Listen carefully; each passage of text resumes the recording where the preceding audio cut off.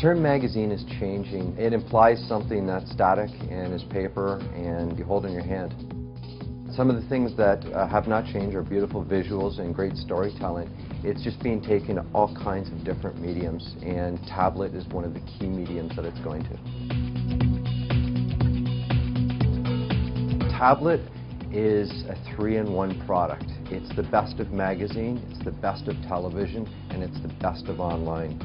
You can take the creative assets for each and tell a completely different story. And that story will link you to e-commerce, it'll link you to social acquisition, it'll link you to brand loyalty.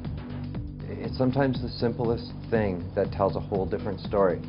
So if we have a magazine, for example, and we have a magazine page, you add a fade and a transition to it, you put a video in describing how to use that product, and you link them to your Facebook page or your Twitter page, and it's an entirely new experience. The kit started, it first launched 2 years ago as a digital magazine. It's just another space in which consumers are consuming media. So it's not, hey, this whole world of tablet is going to take over and there'll be no more print.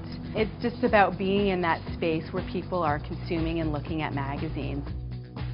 We just did a program with Revlon, so they had a product for Crazy Nail Shine, a new buffer product, and they wanted to do something on the tablet magazine, but they had absolutely no print advertising at all, not even traditional.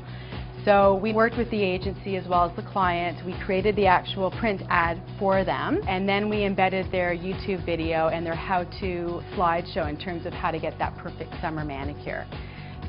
So it was really working with them, seeing what kind of digital assets that they have, and holding their hand and working all together, agency, client, and us. And they've been thrilled with it. So that was a really great project to work on, and they got to see just what they could do with that space. A great success story for the tablet would probably be what Sportsnet has done with their Cathedral series. We went out to community centers that were 60 to 80 years old. They were completely tied into the community, but they were being closed down just for age or lack of funds. So we spotlighted this through editorial, and we placed it in tablet and we placed it online. Molson Canadian got behind it, and we've already had 20,000 likes on the project. And I think it's just an amazing way to tell a story that sometimes you can't always do just in print.